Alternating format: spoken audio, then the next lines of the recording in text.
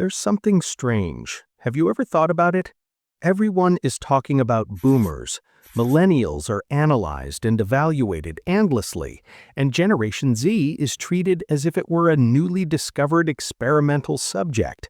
But in the middle of all this chaos, there's a generation that stands quietly. It's almost never brought up. In fact, they don't even seem to care, as if they were invisible.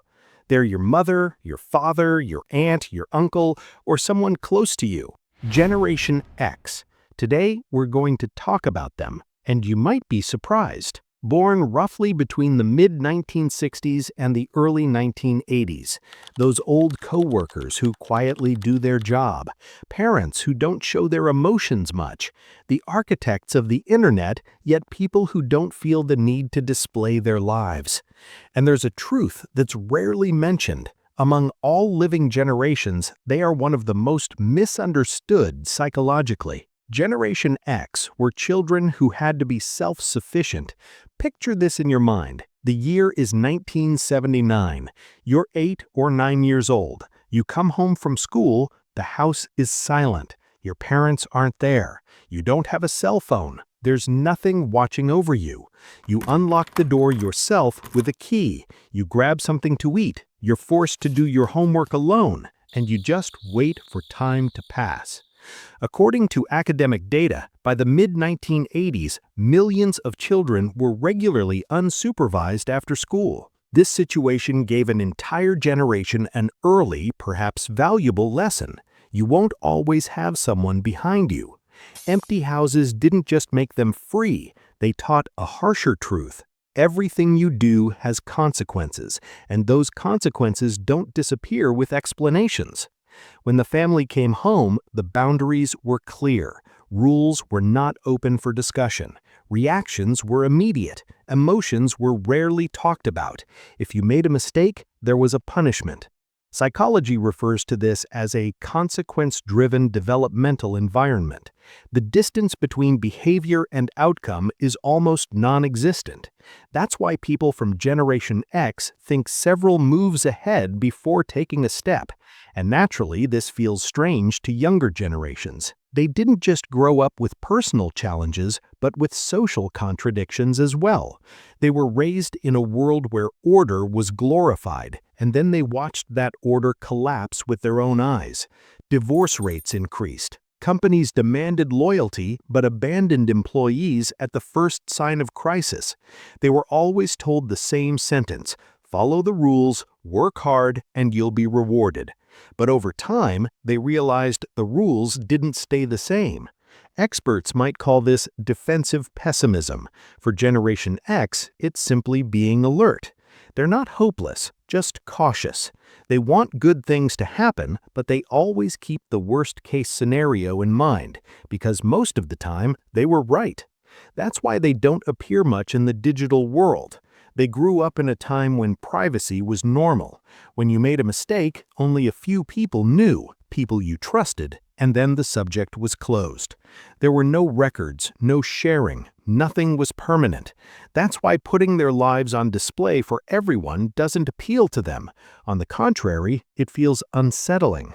Not because they're afraid of technology. They're the ones who laid its foundations.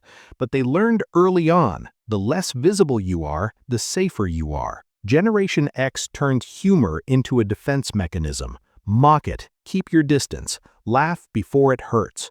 For someone who grew up during the Cold War, this makes sense.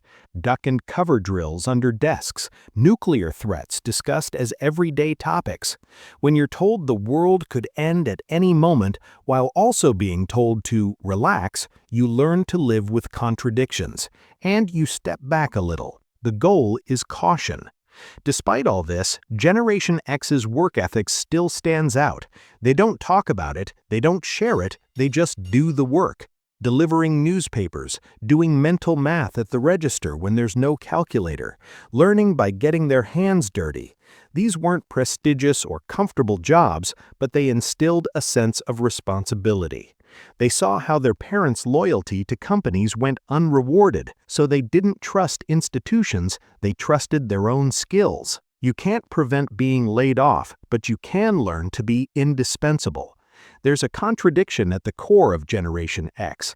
They're strong on their own, but when necessary, they come together and act as one. They don't ask for help because they've been solving things on their own since childhood. But if someone is struggling, they show up without being noticed. Their relationship with authority is also clear. They respect competence, not titles.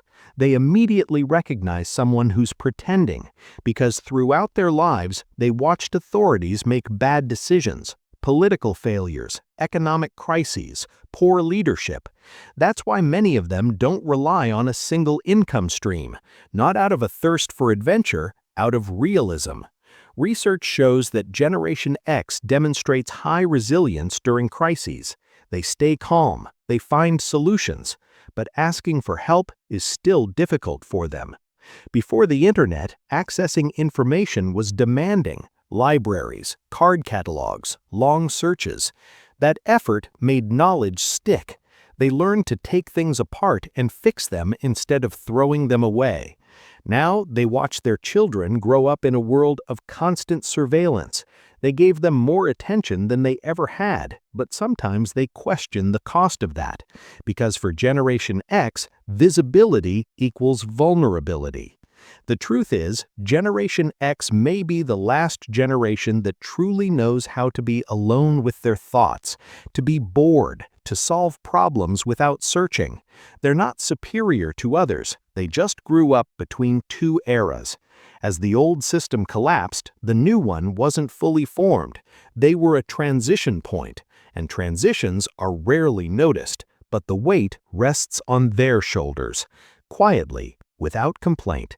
And maybe that's the most accurate description of Generation X. They don't care whether they're noticed or not.